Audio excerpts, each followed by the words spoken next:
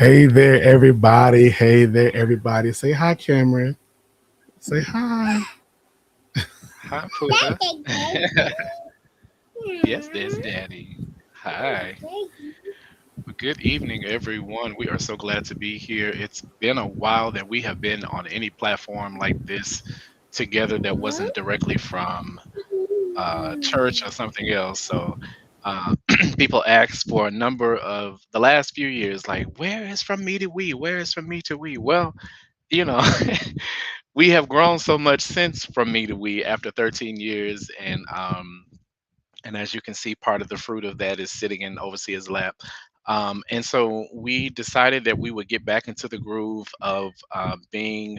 I don't want to say content creators, but we want to be able to share not just part of our lives, but just things that are going on with us in our culture and our community, and just as in our Christian community as well. So, getting back to that, and just excited for what this podcast will bring.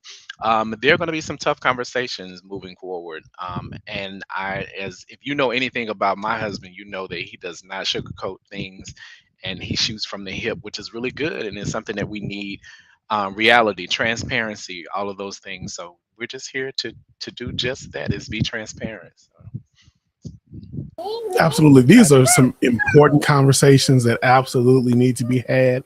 And so I want to encourage you all to be engaged. I know that you're like sitting as the audience listening, but we're paying attention to the comments, we're reading them. So be engaged and help to shape the conversation as they go forward, because honestly, these are conversations that are really missing in so much of community, as the flower said, community, culture, and Christianity, that we're not having these conversations that we need to be having. So I strongly encourage you all to just jump on in and be a part of that conversation. Yes, and if you are viewing us, if you're viewing us from our personal pages, so whether it be my personal page or Overseer's page or Overseer's ministry page of Overseer Romel, we do want to encourage you to connect with the Parks Weekly Connection page. So then that way you can actually, it's nice to be able to have the across the platforms, but the great part of that too is that we actually get to if we could probably see you guys comments a little bit better if we're under the same one. So if you'll go to the Parks Weekly Connection page, and if you just connect, and if you're not already following us there, we'd appreciate your follow from there. And I did want to say good evening to everyone who's given us a shout out, and hey, brothers and sisters and our friends and our church members, and my I have the most wonderful mother-in-law. My mother-in-law is on, so shout out to Elder Mother, and love you. And all our family members, everyone that'll join in for us. But just a little bit of catch up with us. We moved from Parks Weekly Ministries to now the Parks Weekly Connection. And we just thought that because we do so much more, or attempt to do so much more than just ministry, but ministry is a pivotal part of who we are, and just a part of our brand and what have you. So it's my time now. He's on the way in here. But so we just we want to be a connection. We want to be a resource. We also want to be a part um, of everyday things and not just church. So we're excited for this piece. Yes, absolutely. And so that just being a part of this piece, we hope that you guys will pull something from it. And when this is all said and done, I mean, hey, please, please, please reach out, give us some feedback on it. Even if you think it's something, there's no such thing as it's all constructive. For us, it'll be constructive. So whatever feedback, and this is our first time in a while being here together in this capacity. So just let us know what you think after it's all over with. You shoot us a message. For those of you who are closer to us, send us a text or inbox. So we're excited about what this is going to bring. Uh, One of the things I think, maybe you can share what it is that you have been up to the last couple of years, aside from Little Man here. What else is going on with you, Overseer? So I have quite a few things going on. I have quite a few things going on. So like what do I mention first? So many of y'all know I'm the spiritual leader of the sanctuary. We traditionally call it pastor of the sanctuary in St. Louis, Missouri. But lately, I have been working very hard on a project, one of my biggest ministry projects ever, called Thy Kingdom Came Academy. Thy Kingdom Came Academy, which is about, you know, opening people's eyes to not just Christianity as a religious framework, but what the kingdom of God really is. The text says that Jesus, from the beginning of his ministry, read it for yourself. Not the beginning he came out the womb, he wasn't talking then, but when he began his ministry, John 4, really, Mark, I think, and no, Luke and Matthew 4, he began his ministry, he was teaching the kingdom all the way up until Acts chapter 1 when he was taken up out of here, the ascension. He was teaching the kingdom, even in Acts 1 after his resurrection. And unfortunately, Christianity has gotten away from the kingdom message. All we preach about, all we call the gospel, is the death, burial, and resurrection of Jesus. But the message of the gospel goes beyond that. That's like the entrance. That's like the beginning part of it. And so Thy Kingdom Came Academy is opening you up to all these other aspects of the kingdom that church has kind of in some ways blocked, right? Prevented us from really experiencing. I think about Jesus telling the disciples about how in his Father's house are many mansions, and another translation said there are many rooms. And I think about the kingdom of God being this the Father's house, but the church just kind of got in through the door, who is Jesus, and then pitched the tent right there in the doorway. And there's this whole house to explore of things that would blow our minds, but we pitched the tent at the door. And so Thy Kingdom Came Academy is intended to explore the house and show you all the rich and wonderful and amazing and mind-boggling things that are available to us as citizens of that kingdom. And so if you're interested in checking that out, that's at TKC, for Thy Kingdom Came, not come, right? Because he's already arrived. So TKC.academy, TKC.academy. We'll talk about it briefly at the end as well, and probably put it up on the screen for you too, but TKC.academy. I'm also in the process of bishopric elevation. Many of y'all are aware. You may have seen the flyer posted on social media. But this year, God willing, at our convocation of the organization of which we are a part, the Church of the Everlasting Kingdom, I'll be designated as an auxiliary bishop with the intention of consecration. If, as we said, the Lord delays us coming and the creek don't rise, the intention for that consecration, we're looking for that being around 2028, all things going well. We can never forecast such things, but all things going well, 2028. So I'm excited about that. At the same time, like, what did I get myself into type thing? You know? But I know that's what's next in ministry. And so I'm looking forward to what I'm like.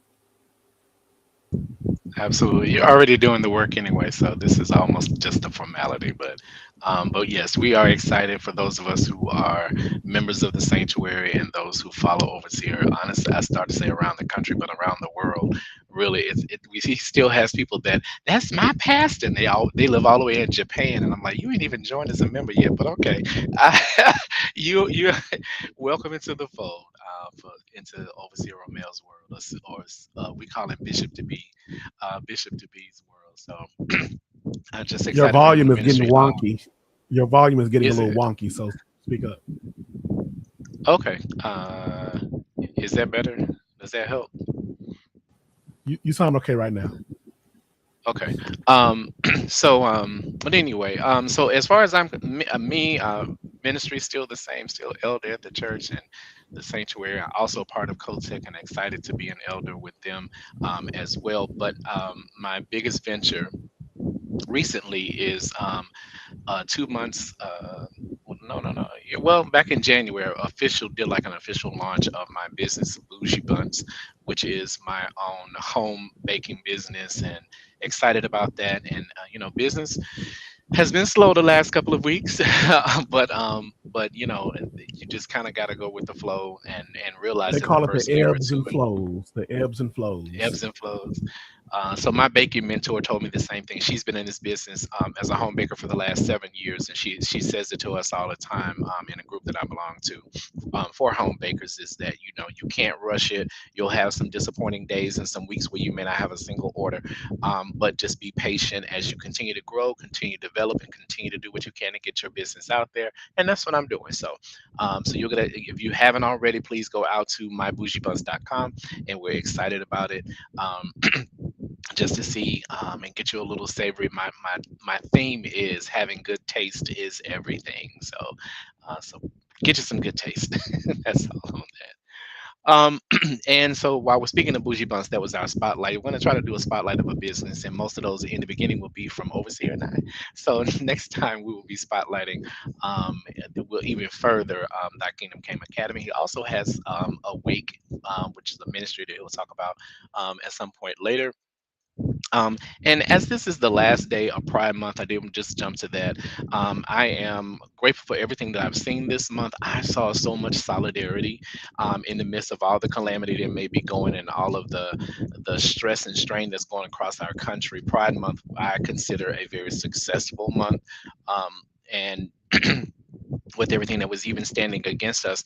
But just to tap on that right quick, I will say that I watched a Instagram video today that pointed out some. I'm one of those people who falls in kind of the middle, like my age bracket. I fall in the middle of those who were here before in the 80s and early 90s who went through, I call it a pandemic almost, of HIV and AIDS, and then those of us who are on this side of it who don't necessarily have that experience of losing friends and family members to the epidemic during that time.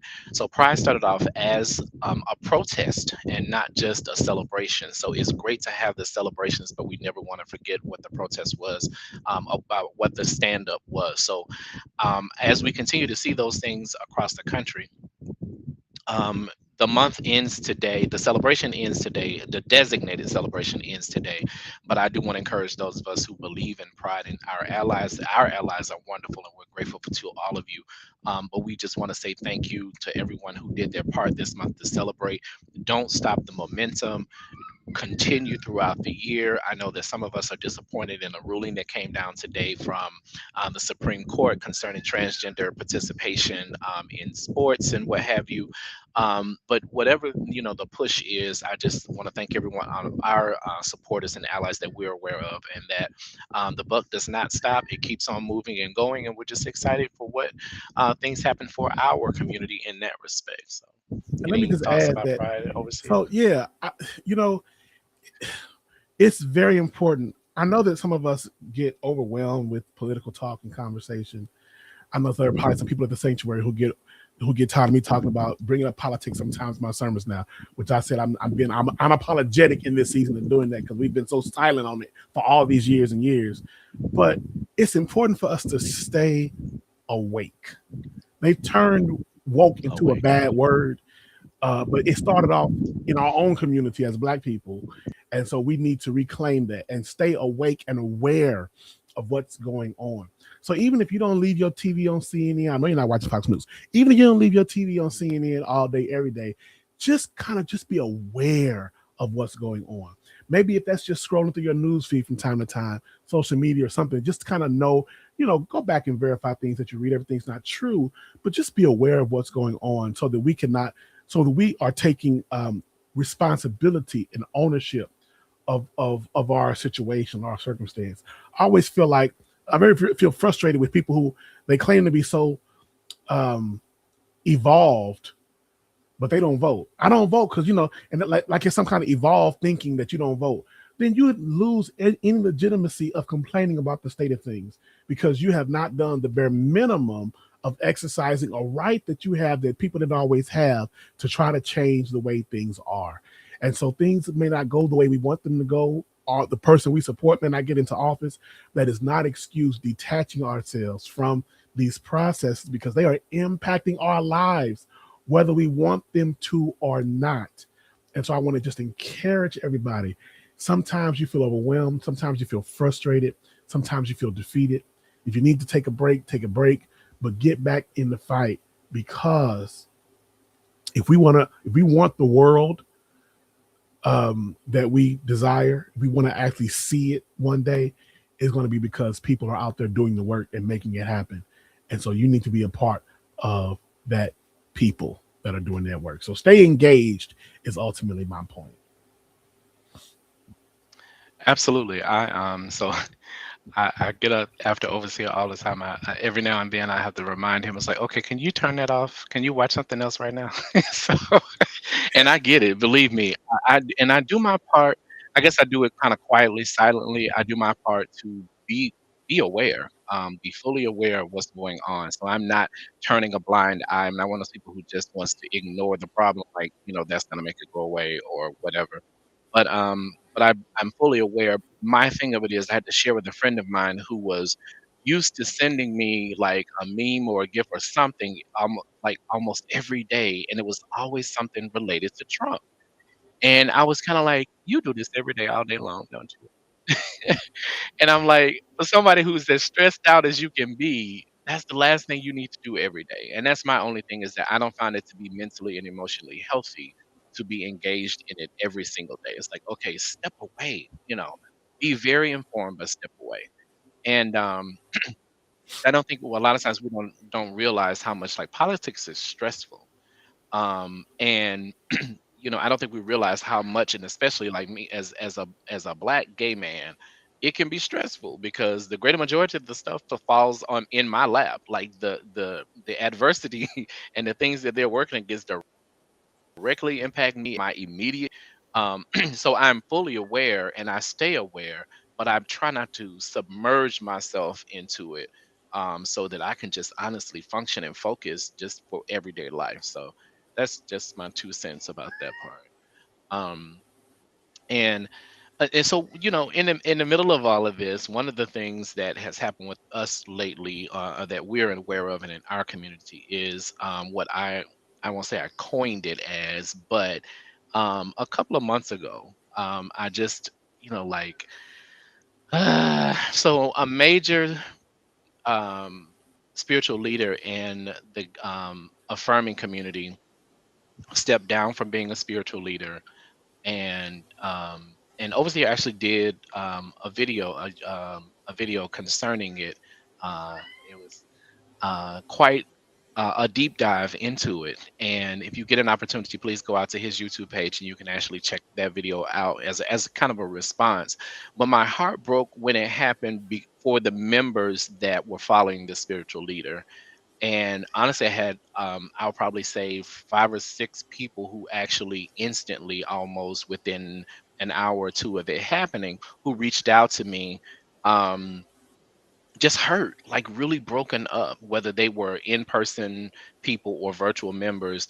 They were really hurt and broken by this individual stepping down and then renouncing affirmation. So yeah, Um, just to clarify, he didn't step down. He's still in ministry. He just is no longer affirming LGBTQ affirming. Well, I meant from affirmation, yes. For Gotcha. so stepping down from affirmation, um, and and I guess that's the thing is like, okay, well, if he made a personal choice, and I'm sure there's somebody out there where you're like, well, he knew that it was a sin, and he was stepped away, which is the premise of what it was that he said. Um, and I just, uh, yeah. So I coined the phrase. The thing that got me, I used this term before, some months before that, in some conversations that I had online with some people in other areas. But when this happened, I was like, okay, this is just another homophobic homosexual. And so, you're an out gay male, female, they, them, he, she, they, all of us, anybody part of it that is truly a part of the LGBT community, whether they claim it or not. Um, and I just don't like the term queer, but if they're queer, if you will. Um, but this I'm is not a someone that huge fan actually either. stepped down. Yeah, it's the background we came from. Queer was a slander years ago, and I know we try to treat it like, okay, like, oh, we're gonna flip the N word. I cannot. So, but this individual stepped down from affirmation and just devastated members, just devastated, that it was a mistake on their part, that really and truly blah blah blah. And honestly, just a couple of weeks ago, which is when I brought this up to Overseer, actually hosted a YouTube conversation with some other spiritual or former, I don't know if they're, well, I imagine they're still spiritual leaders in their own respect, but they stepped down on, like, another female and 2 other males, that's actually got together, had a conversation, about them stepping down from affirmation and how they resurfaced and now know or have reaffirmed that it is a sin and blah blah blah. And I didn't mean to take any joy out of it, but I did. I'll just be transparent and honest. I took joy out of the fact that it was poorly attended. People were not receptive to over the overwhelming response was not in favor of what they were standing for. Now, mind you, it is totally their business that if you made the decision for yourself, but the whole thing of it is that you're trying to now push an agenda that we know that mainstream straight church is that we're all going to hell and blah blah blah, which we know better. And it did not get off the ground. It really didn't. I watched a few minutes of the back play of it, but I didn't want to give it a like or love or any I didn't want to give it any traction. But it really didn't get off the ground, and I don't see, like, this person had a very large following, and the following has really fallen off. I also think that people that have these spiritual leaders that have done this are not being welcomed into, and I knew this. We know that they were not being welcomed into mainstream like they thought they were going to, or like they want to. They still see you as a gay or lesbian, um, transgender person, and they'll pat you on on the head for stepping away and coming out of sin, but they're not going to welcome you into the fold like that. I think it was I think that part of it was a play to try to get a larger platform into mainstream, and it did not work. It absolutely did not work. Overseer, any response before I keep going on? I mean, I'm not gonna try to, like, I don't know what the reason was. It could be, it could have come from a sincere place. It could have come from a grift. I don't know. I'm not even gonna try to guess. All I would say is that we cannot represent the walking embodiment of truth. Sanctify them by your truth. Your word is truth, right? And who is the word? Christ himself is the word. The word became flesh. So we could say that Christ is the truth in flesh. We can't claim to serve Christ, who is truth, and not be living in our own, right? And not be doing ministry in truth. And so we have to be honest about who we are. We have to be honest about what we believe. My one of my challenges, and I mean, we'll just say the name, Keith McQueen. I'll just put it out there. We talked about, one of the things I don't like people when if we're so generic that people don't know what we're talking about. Like, what are you talking about? It's like somebody says, "Oh my God, I'm so hurt," on your Facebook post, and it's like, what are you talking about? Like, I want to, like, commiserate with you, but I have no idea to what you're referring. But if you all go, you'll look at my page and you'll see exactly, not my page, but my YouTube, and you'll see what we were talking about. But ultimately, a person's theology is what it is. If it changes, it changes. But the challenge is, at what point did it change? Right? Because based on what I was hearing, this had been shifted years ago, a couple years ago. But you've been pastoring people for years since then, which means that for years you haven't been walking in the integrity that these people had believed that you were walking in. And so it's like, how do you lead a ministry on that basis? And so I think it's very important that, honesty, integrity. And at the end of the day, if people leave because you're being honest about who you are and what you believe, let them go. If this isn't hearkening back to this past Sunday sermon, I don't know what does, right? Let them go. We can't not be who we are. We can't change. We shouldn't try to change who we are in order to be accepted by other people. And again, I can't put purpose or reasoning on anybody else, so I don't know what Keith McQueen's reasonings were. That's between him and God. All I'm saying is that for us, we have to walk in integrity and say, ultimately, if I succeed in ministry by human standards, if I fail by human standards, I will still have succeeded by kingdom standards if I am being faithful to who I am. No, be faithful to God. Yes, but the God who called me knew who I was when he called me. So why would I try to be somebody else who was not the person that I was called as? Right. And so if anything, that should set some of y'all free, because we can't be spending so much time trying to be someone other than who we are in order to fit the mold that other people and then even the culture of the church has set for us, that we're not living authentically ourselves. And so I think we lose something powerful when we stop being who we are. And when we stop believing what we believe. It's one thing for your thoughts and beliefs to change and evolve. Mine changed from being non-affirming to being affirming. So as we grow, we do hope that our thoughts and things change. But something just didn't seem authentic to me. I think that it's important to be authentic and to do whatever you do with integrity. Because when you do that, then you can say, Lord, whatever becomes of it is what became of it. But I did the best I could to walk this thing out.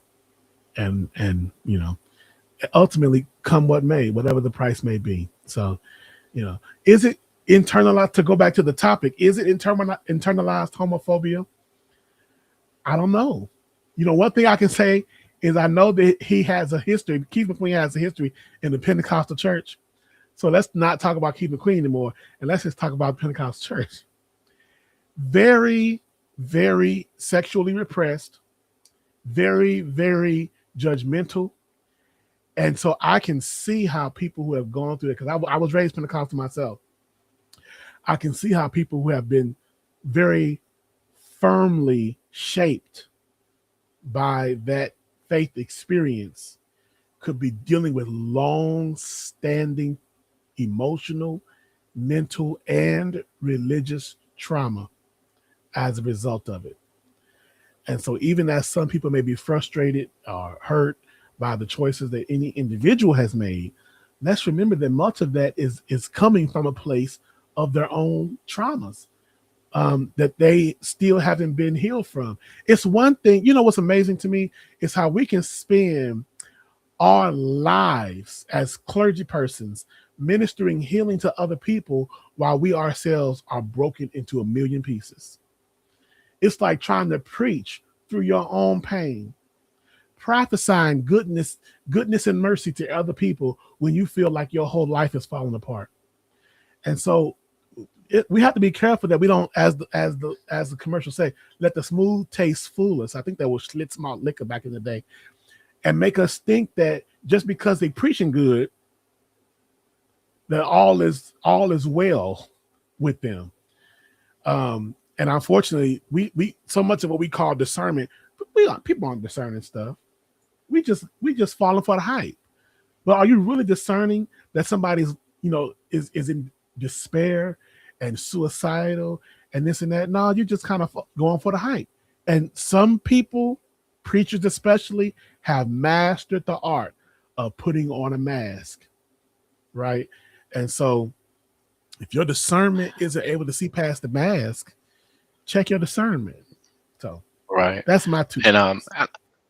I think one of the sad parts of that is that he actually made this statement, and I can't remember the exact words, but he made the statement about like the couples that he married. He wasn't really. What did he say? Basically, he didn't really mean it. Like it meant nothing to him. It was just like going through a formality, and I was devastated and hurt by that. Like, and I guess because especially for LGBT people, the fight was so hard. And think about it, this just happened, like legally this has just happened 11 years ago, that we even had the legal right to get married. And so now my spiritual leader, someone that I have put my faith and trust in, who I thought was blessing my union, basically told me like, child, it was just something I had to do, or I was just doing. And I'm like, wow, that had to stick. That had to like jab, twist, you know, that was When he first hurtful. said that, my And first thought was, "Ooh, I'm glad he didn't marry me. Not like at marry me, but all perform my wedding ceremony." with the ceremony, yeah. And I just, that was devastating. And I'm not, and he didn't marry us, thank God. But I was really devastated for the people that, and I'm sure some people, he may have even done so, didn't really even know them. Like, I appreciate that. Overseer and I really don't. If we don't know you or have had some type of counseling with you, we don't just up and marry people just because you sent or want to pay us to do so, because we really want to put a stamp. If you're wanting us to put a stamp on this is something that we've got to have some type of connection. We've had communed with each other. You've gone through counseling, like it's a process versus just out here just marrying people. If that's the case, just go to the justice of the peace and call it a day, or call in a judge who will do so. But yeah, that was just a real devastating piece, I thought, considering everything that LGBT people have gone through. That was really, I can imagine that would have been really hurtful. And then those who were actual members, like, wow, it's just, it was crazy. So And it but bothers me yeah. as an affirming leader, because you think about how much we are trying to make the appeal to people come out from those non-affirming spaces that don't love you and don't accept you, and come over here and be vulnerable again. We got you. We're gonna protect you. We can't guarantee you'll never get hurt because we're all human beings, but we got you.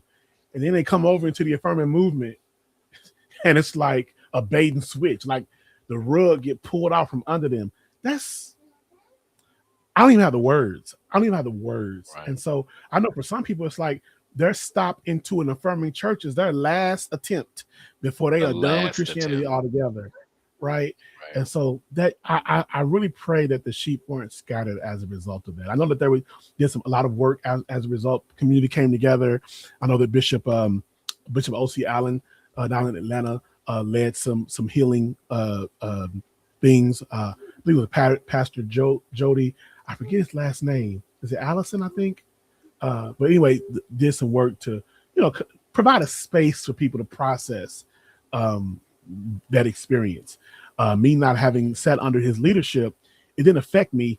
Just as from that perspective, it was just a matter of me being another affirming pastor and being concerned about that impact that would have had on people. But I was glad to see those who had more connection with him in his ministry be able to reach out and provide a space for those who may have been hurting as a result of that. So I give a hats off to the affirming community for being able to come in and hopefully, to the extent possible, repair any damage that was done by that. Absolutely. And then even if your And theology changes, it's a matter of how do you go about doing it? How did how? you go? Did you have a conversation with your own flock first? No, you just got on a Right. podcast and put it out to the world. It's like, no, So that's not what a everybody shepherd takes the does. blow at the same time. At the same Yeah, time, right?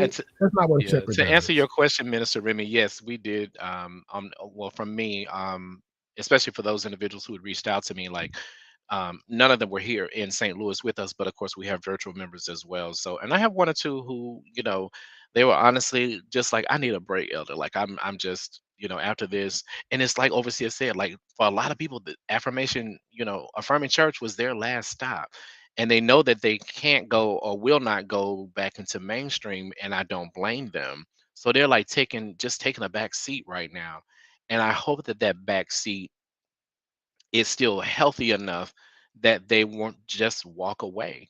Um, I'm two of the individuals that I know. I feel like their faith itself was definitely strong enough that they're not leaving God, but church might be a different thing. But yeah, I offered virtual membership. I'm always pushing pushing the virtual membership period. But I do hope that people will get to where they need to go. And we'll be honest, it's just like Overseer discussed a few seconds ago about Pentecostalism. And a big part of Pentecostalism is that a lot of people does just there for the bump and the shout and how well the spiritual leader is speaking in tongues and how the cadence goes and the rhyming and all that kind of stuff. So it didn't affect them as much because they weren't really connected. They tapped into the hype of the church, and the look and the shout and the bump. Um, so it didn't affect them, and they just moved on to the next church. Like there were a lot of people are church hoppers anyway. So in that respect, let's just say that there's a couple of different types of participants, and a lot of them weren't really members, just participants who they moved on. But those who were deeply connected to, they're hurting. and still hurting, and still the backlash from this is still going on. It didn't just get, you know, covered up right away. So yeah. So say, what causes some gay people? Thank you, Henry, for the question. What causes some gay people to return to mainstream churches and adopt views that they believe dehumanize the LGBTQ community? You want to answer? I got my answer. I just gave part of it.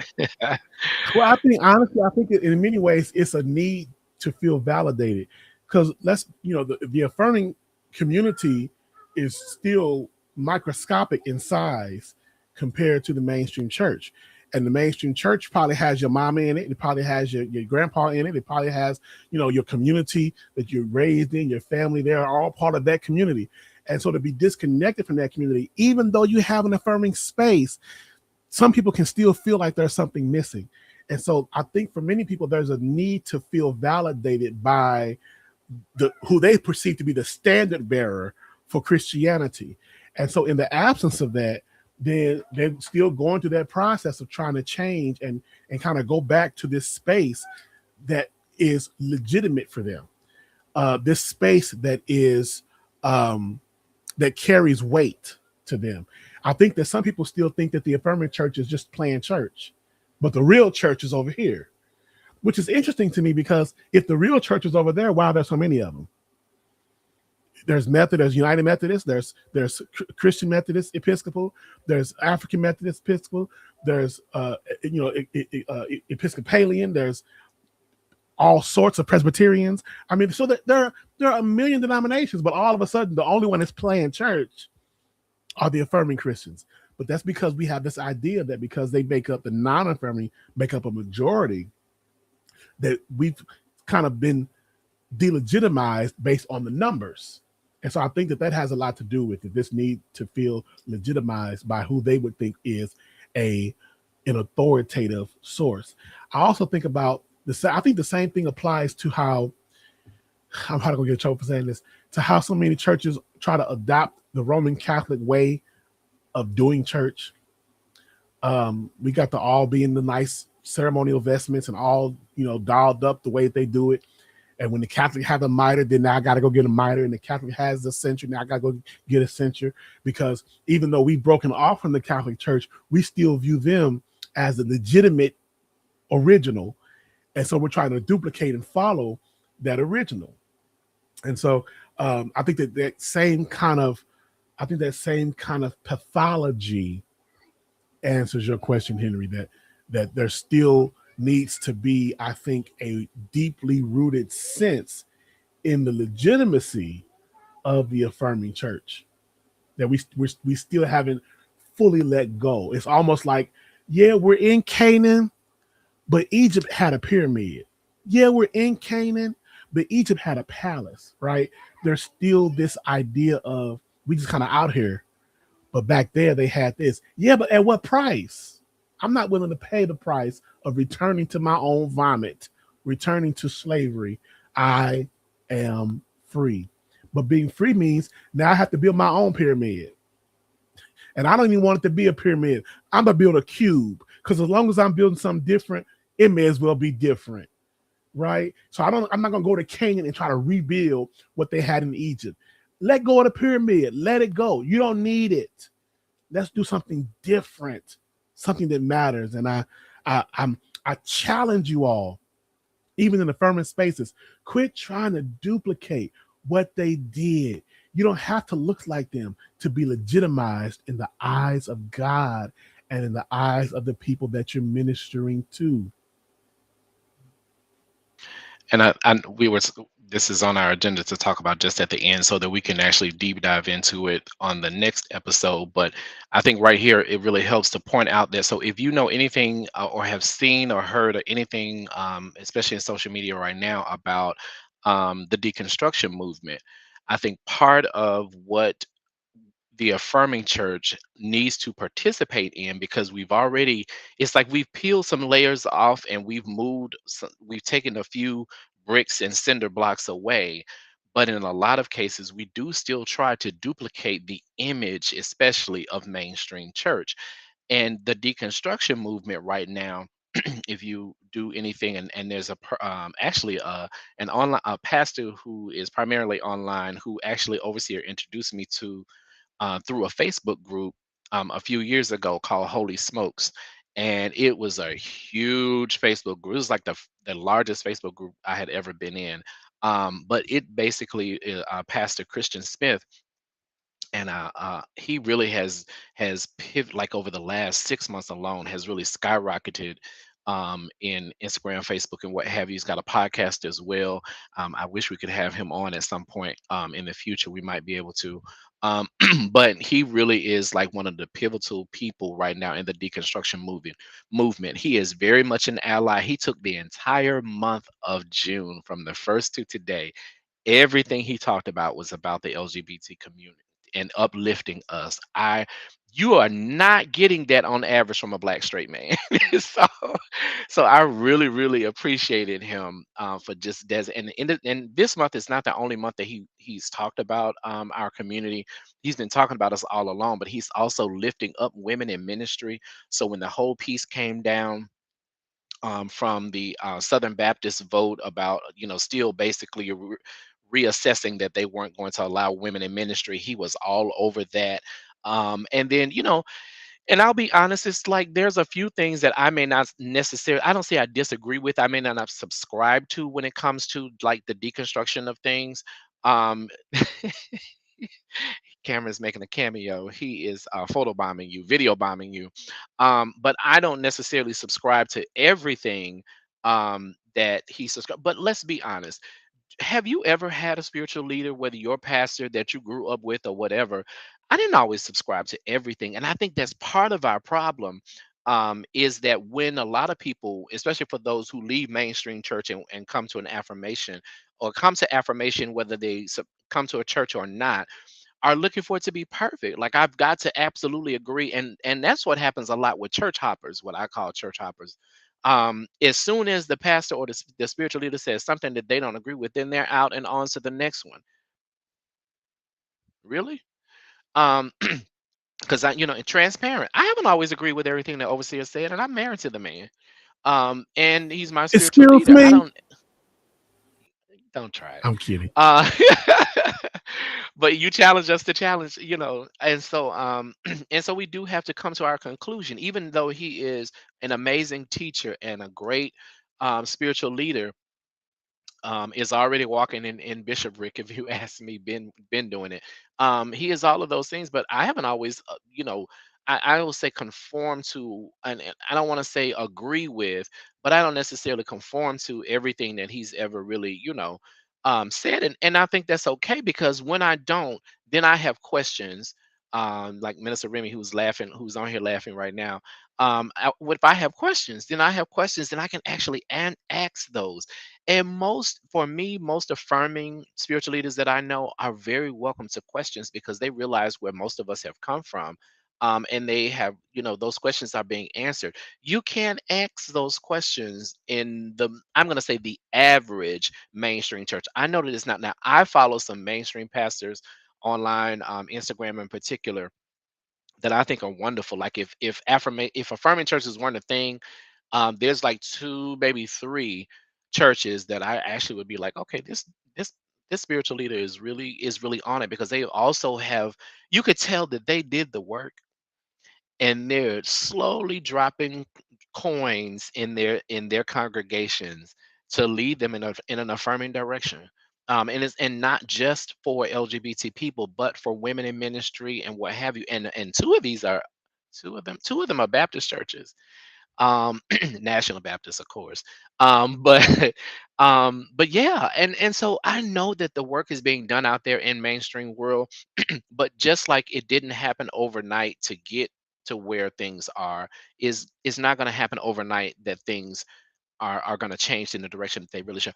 If we say anything about affirmation, affirming churches is what we all should be. It really is what we claim that Christianity was, or that Christ was to us or represented to us, is what affirming churches are. It's not just about, a gay church. Like the sanctuary is not a gay church. We're an affirming church. We have at shoot, at one point we had just as many straight people as we did gay people.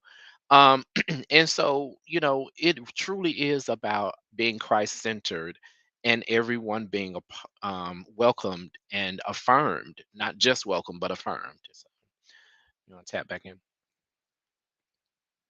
Yeah, and just on this idea of deconstruction. So uh, it there are things that in the culture, part of what we want to talk about through the course of this podcast is culture, and there are things that sometimes become enculturated, right? There's a trend, and deconstruction over the last 5 to 7 years has become a trend. And sometimes I wonder, do people actually even understand what deconstruction is? Because especially people who are attacking it. I'm like, the way you're describing it, that's not what deconstruction actually is. Um, what I want to challenge people to do is, as you are re-examining the basis of your beliefs, and they should be re-examined, right? As you tear down the walls of what you have been conditioned to accept, maybe growing up, how you were raised, what you were taught, right? To be indoctrinated, that just means to be given doctrine. We have a very negative idea of the word indoctrination, right? A very negative connotation, but it just means to be taught something. And so, but as we're becoming more intentional about what we're believing, as we're becoming more uh, uprooting the embedded theology and engaging in more um, I guess I use the word again, intentional theology, right? What we've actually considered and engaged. As you tear down those walls, build something back up. To me, the process of deconstruction is not an end in itself, it is a means to an end.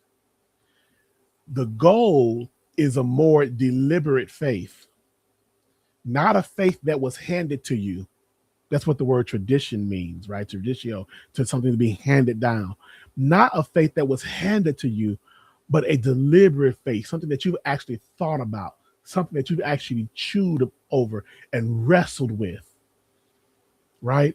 And so as you deconstruct, I encourage you to reconstruct. There is still a house to be built. Build it on the basis of your own studies, your own prayer, your own contemplation and engagement, with people who may have answers that you don't have, because everybody can't go to seminary, right? Everybody can't, be a Bible scholar. So yeah, have conversations, but when you deconstruct, reconstruct. Don't make it an end in itself. Make it a means to an end, a more deliberate faith. Yes. I want to jump in right quick. So those of you who are watching, especially those of you who are commenting, and I love it, that are commenting on my personal page, can you go over to the Parts Week Connection page? Because I in the software that we're in, for some reason, we can't see your comments. Y'all chiming away over there, and I love it. So please go over to the Parks Weekly Connection page, and so we can see your comments. Because if there are questions and things like that, we also want to be able to see them. I can't watch my phone the whole time. So if you'll go over to the Parks Weekly page, that would be great and amazing. I would really appreciate it. I think I put the link in there the right way, or you can search for it and just go over there. So and all of those things. I did want to say shout out and hello, hey nephew, and some of you others. So yes, please go over to that. But yeah, and that's my thing. I think we have become lazy um as Christians, period. And what I would like to say to people in affirmation, you can't come over here being lazy. Like we were all to a degree lazy over in mainstream church because we just took whatever the spiritual leader said from behind the sacred desk and just took whatever he, she, they said, and then want to come over here to affirmation and be lazy again. No, boo, you have work to do over here. Like it can't just be handed to you, because just like the foolishness was presented to us all these decades, centuries even, coming over to affirmation requires us to do something more than just pick up the Bible and read with a surface level understanding. So it's like when someone asks me, how do you justify homosexuality? First of all, I don't owe you a justification. But because you already got a made up mind and I'm not going to stand here and argue with you about it. Um, but you need more than a surface level understanding about why in some of our cases why homosexuality is not a sin, why God did call women to minister and preach just like he called males to do so as well. And so I just want us to get an understanding. So like if you're an individual now who's watching or will watch this and you're in a mainstream church and you know that um the mainstream church is not, you're not even a gay person, you're a straight woman, you're a straight man, and you realize that where you are now is not working for you, and that you need more of an affirming ministry, because an affirmation is it's an element when you're not in an affirming church.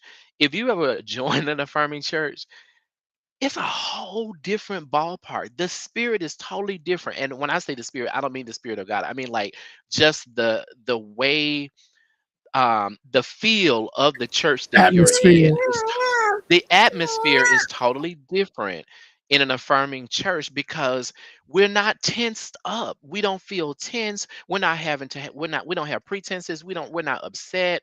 We're not trying to be things that we're not. We're not trying to put on airs. Like when there's a woman who has a word to give, there's no hesitation.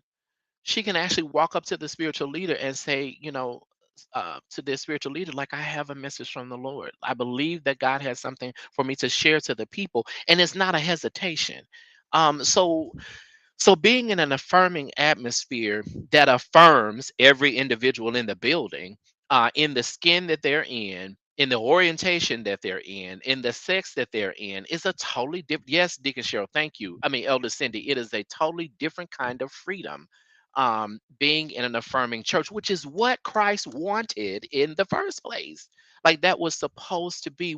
Y'all still operating, y'all still operating in Pharisaic times, and I can't operate in it.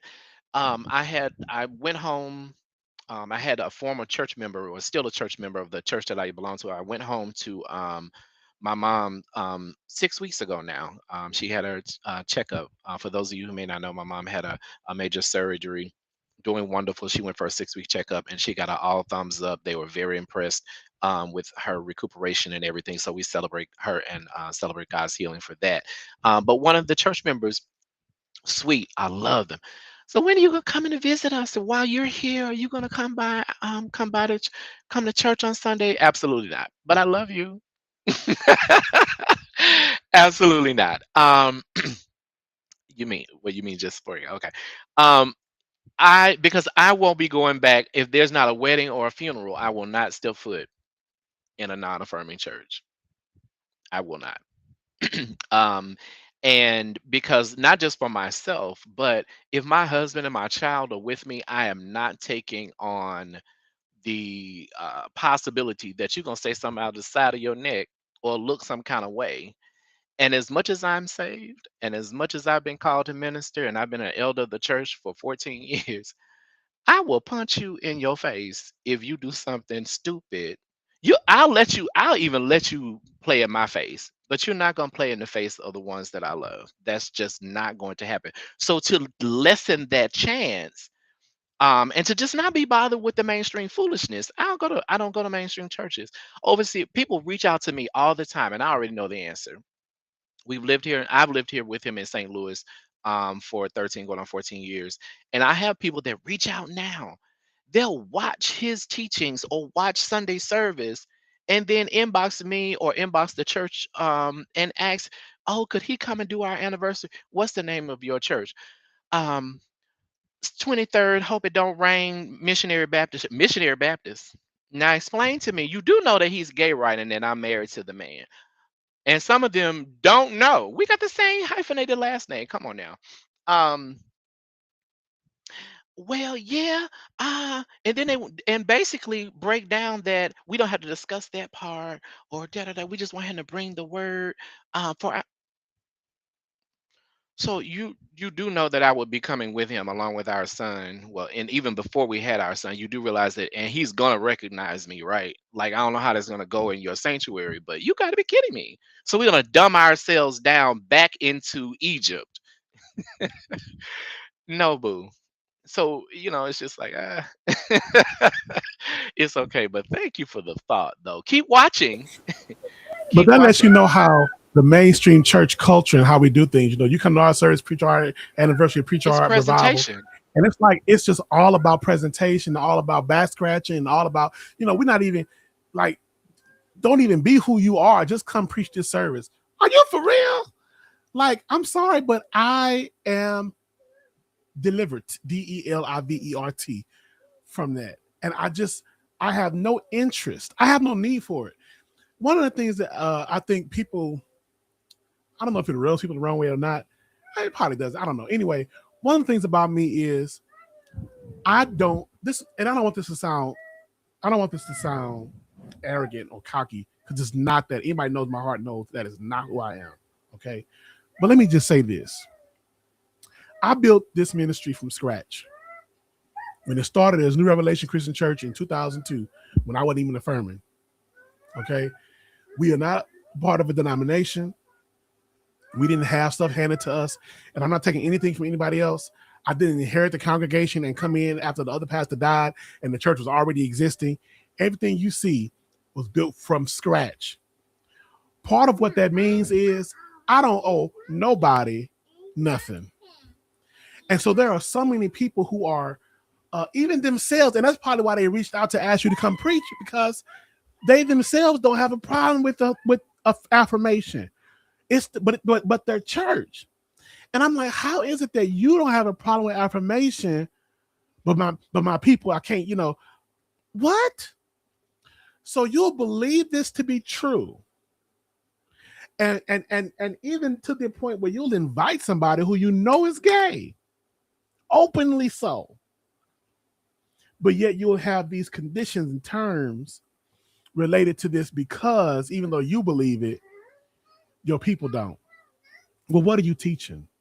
And this is where it goes back to me to integrity. What are you teaching? And here's the other question. And what are you willing to pay? What price are you willing to pay for the truth? If you're not willing to pay a price for the truth, then you ain't worth the pulpit you're standing in. I'm going to say that one more time, as they say for the people in the back and the balcony. If you're not willing to pay a price for the truth, you are not worth the pulpit you are standing in. Does that mean come in next Sunday, and say that all gays go to heaven, right? God affirms homosexuality and same sex marriage. I'm not saying do that. Yes, you can be strategic. You can teach things and build the case over time. But you've been affirming it in your mind for 3-4 years. For some of y'all, longer than that. What are you teaching your people?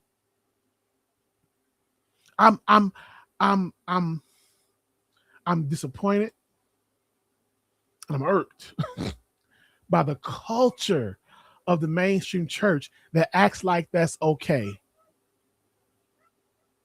That acts like that's okay. Well, I was hired into this church, so I can't just change it. What are you teaching? If you are hired into that church and you have made connections with people in that church, even if the deacon board get together and fire you, you got people who will leave with you and you can start your own work. Stand up for something. I need these preachers. I need us to get a backbone. I hate to characterize it like that. And I don't want to sound flippant. I recognize what a difficult situation it is, what a difficult circumstance it is, because I made that choice myself and I suffered the consequence and paid the price. But you couldn't pay me to go back to being what I was and to believing what I believe in order to save face or in order to pacify the people. You got to be willing to stand up for what's right.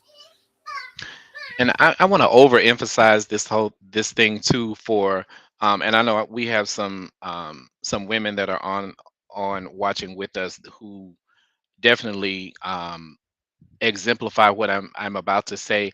A sad part too is that when I went back home to be with my mom after her surgery, is that one of the things, and I'm trying to remember what happened. But I just know that there's one of the women that goes to my home church who is clearly clear as a bell. Well, at least it is to me, and it has been for years. Um, but one of my friends is like, "Well, that's because you walk in prophecy, so you know it." And I was like, "No, that's not the only reason." But she's clearly called to minister, and I've been gone 20 years from the church plus. But I know that she's been called to ministry, and I feel like she's just in a stifled place, and she's just existing there, and I'm kind of like, my heart breaks, and I'm just like, girl, just move here to St. Louis and come to the sanctuary because so it is, there's just so many pieces of affirmation that actually affirm people. And so, we can't overemphasize that the affirmation is affirming people, individuals, not just gay people. It's not just for LGBT people. It's affirming women. It's affirming differently abled people. It's affirming people with neurodivergency who still are called to ministry but may function differently. It doesn't mean that they have a demon. That so pisses me off.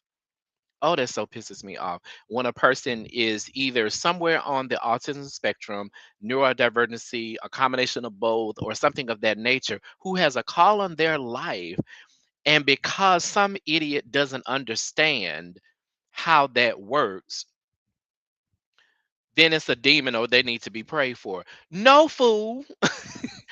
And we're going to be sharp on this show. I'm just telling you. No, fool. That's not how that works. And so I am tired of people having to be dumbed down or back themselves up or try to make excuses or be apologized or prayed for by some person who doesn't have a clue. And y'all, please stop letting people pray over you or agreeing to the prayers that people prayed over foolishness or something that you don't. Overseer tells us this all the time. If you do not believe what was said, do not say amen. Save your amens for something that you truly do conform to, believe in, what have you. Don't give your amens away.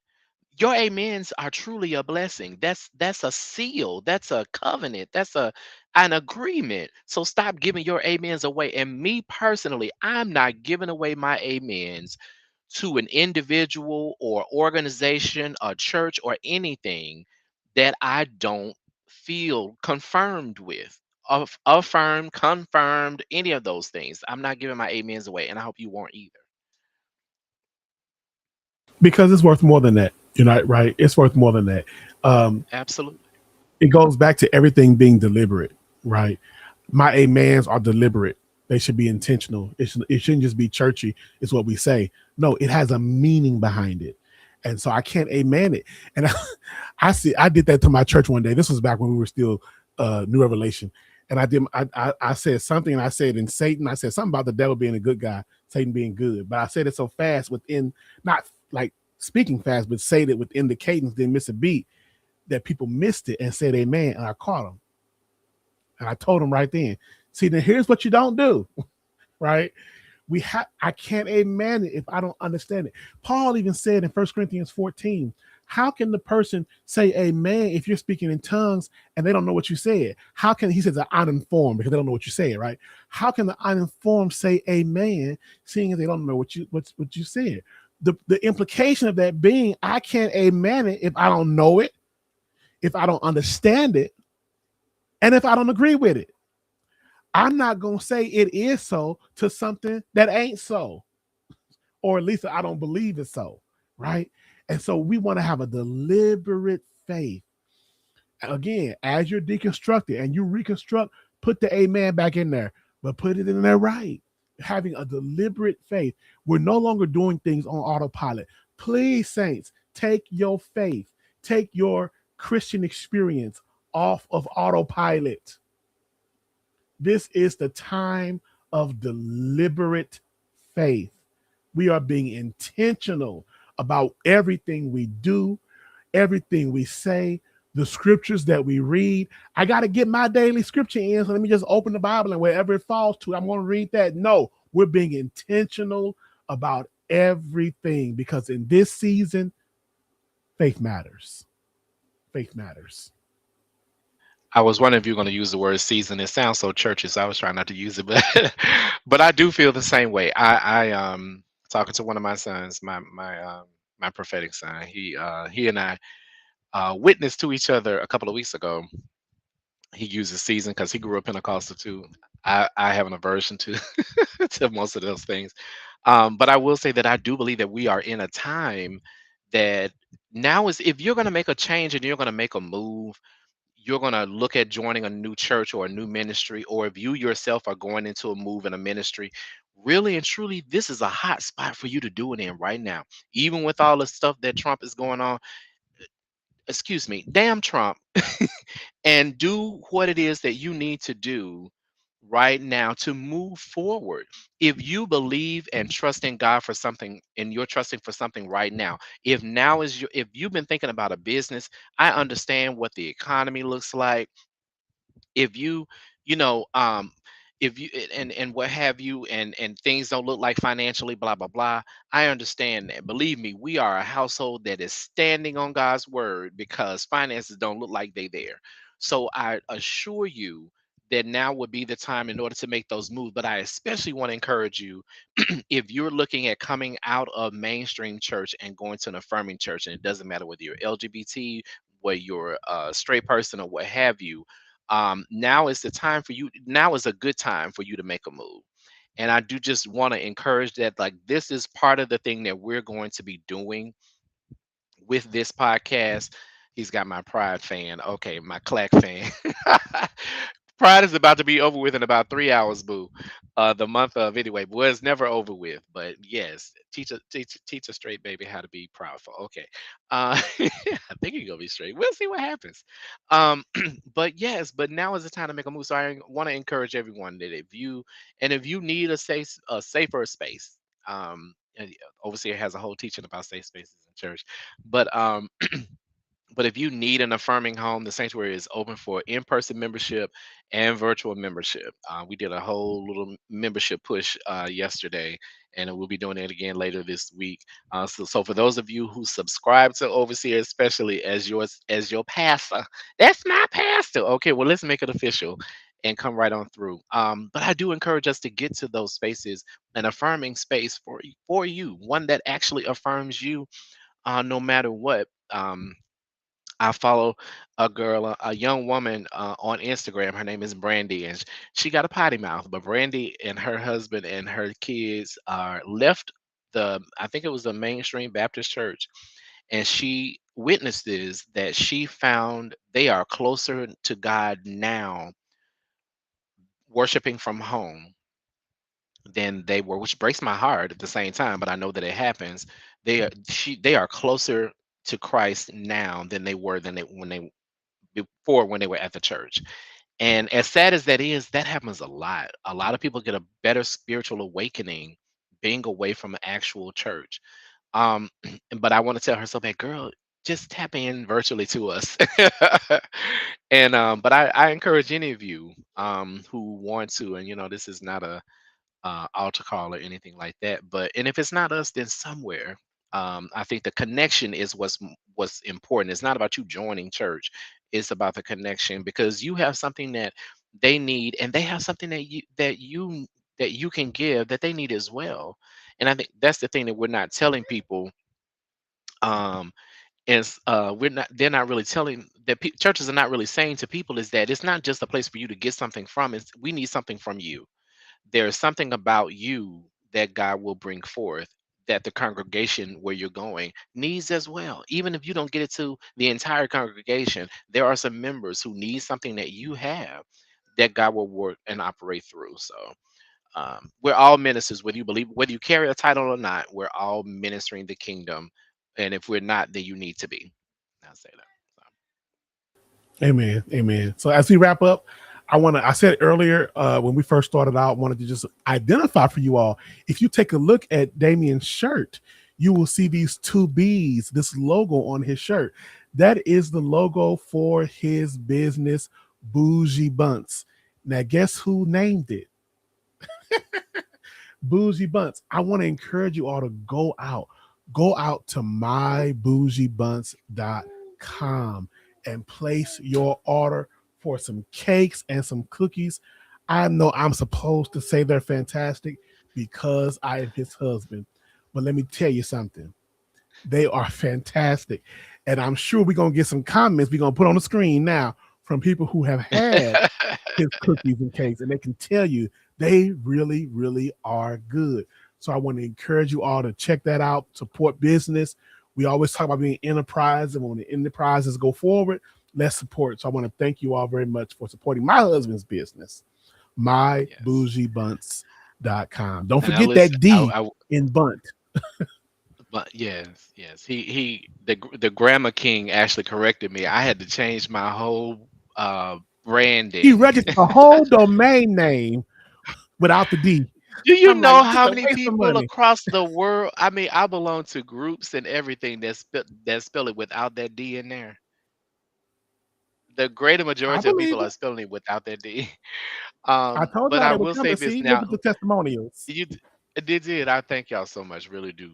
I actually have a client who got their product today, and it happened just like I thought it would. Ah, it was catastrophe because it's too hot to be shipping stuff. Oh, And so I am going to say this: we will not be shipping the rest of the summer. so, so I, those of you who are local you and didn't use the here, ice packs. immediately with us, I had four of them in there, dude. Oh I have wow. four ice packs in there, and they still. But it's 96 degrees here, and Yeah. we're in a heat wave, and yeah. So I said, okay, I got you back in the fall, and I appreciate like it's an amazing client who was like, no, no, no, I wanted to be of support anyway, and I really do appreciate that. So thank you for those of you who are doing that. But on top of that, I do also want to, and I don't have it in front of me. One of the things that we want to do for the Parts Week Connection, and you'll find it on the Facebook pages. I want to push Overseer's book. If you didn't have it, it came out. He did it a couple of years ago. It is Thy Kingdom Came Academy is Overseer's primary business at the moment. But Thy Kingdom Came Academy, and before the academy actually launched, Overseer has a book that is called Thy Kingdom Came, and is it still on Amazon or do we? You're No, muted. it's there is more. The book. I'm sorry. There is more. And is that on Amazon or It can is we on send? Amazon. I would rather that it. Okay, so can we work to it coming from us? Sure. Okay.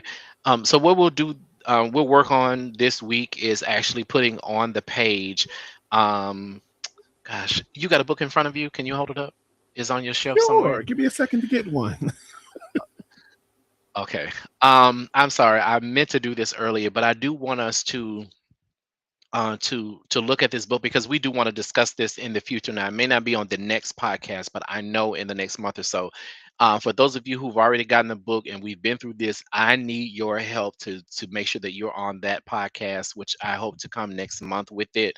The it's a paperback book. It's not thing at all, but it works well with Thy Kingdom Came Academy. This to me, this was the intro and the showing of the actual kingdom so that how we are more than just church. And so that's the part that I'm hoping that you guys will do with us, is actually we're not just on here to talk trash about who need to come to affirmation, this that, and another. We don't talk trash at all, but this is ministry minded at its core.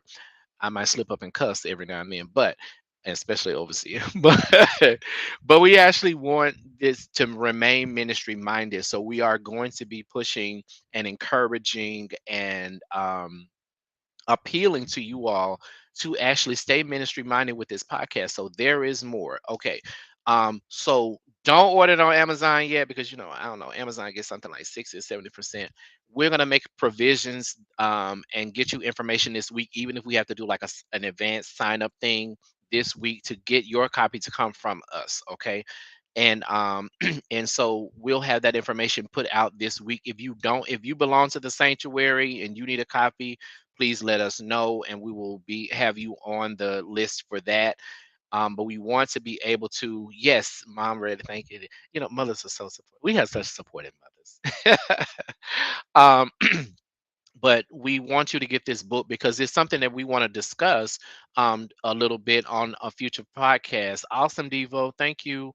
All right, Devo, remember what I challenged you about. We talked about a few weeks ago. I have not forgotten. You go back to that link now. Okay. Uh, you've been running long enough, so just come on in. Um, I'm putting you on the spot right now. I know it. But just deal with me. And we love you already. I mean, you've been around 6 months, 9 months, something like that. But but I do want you to get this book if you have not. I don't even know how much is it, babe. I forgot. I honestly don't remember the cost. I believe it's $12.95. I believe. I don't remember. That's on Amazon, right? Yes. Okay, it's cool. But in either case, we want you to get the book because we want to discuss that in a future podcast, which actually ties into Thy Kingdom Came Academy, which would be and the book is an amazing intro and gives you a like, well, what is Thy Kingdom Came Academy about and how did it get started? This book is pivotal to that. So we want you to get that book. And Five we'll put ninety out some nine information in actually. the next day or two. $5.99. The devil. No. Uh-uh. But no. So we will have information coming to you this week in order to order the book. And we'll get that to you from us. Don't order from Amazon, okay? So we needed to come back to the ministry. So we'll do that. Amen. But I think that's all I have right now. We went a little. I knew we would go over an hour. So thank you all so much for those of you who have stuck around with us. And I love Elder Cindy, who I know goes to bed early. So thank you, twin. I love you. Thank y'all all for being here with us. It's been an amazing time. Any closing comments, Overseer, before I shut us No, down? just thank you all for hanging out with us for this first launch of our the podcast. We look forward to having again some more important conversations. As I said earlier, that's Damien's Bougie Bunts logo. This is my logo for Thy Kingdom Came Academy, as well as another one of my ministries. I'm using the same logo because it's all part of the same umbrella. But we'll be sharing more about that at our next gathering time. So if all hearts and minds are clear, hands lifted. I'm kidding. But we do appreciate it. Just As you see, churchy. right, as you see at the ticker at the bottom of the screen. We certainly do encourage anyone who desires to be a blessing to our ministry or organization, Parks Weekly Connection. You can cash out. We'll be updating the cash app with our new ministry name, which is a Parks Weekly Connection. But in the meantime, you can still send any contributions that you may have to $PWMIN for ministries, and we do sincerely appreciate that. Awesome. Thank you all so very much tonight. And and we look forward to it. We're excited to be back. Now we are right now we're just planning to be here every other week. So we'll be back on July the 14th. So 2 weeks from today, we'll be back with that and with some more updates. And we will get information out this by the end of this week for the book. Excited. Thank you all so very much. We're glad to be back in this type of platform on behalf of the Parks Week Connection, formerly Parks Weekly Ministry. So excited for you. Thank you all so very much for joining us, and we look forward to seeing you on the 14th. Love you. Love y'all. Have a good night.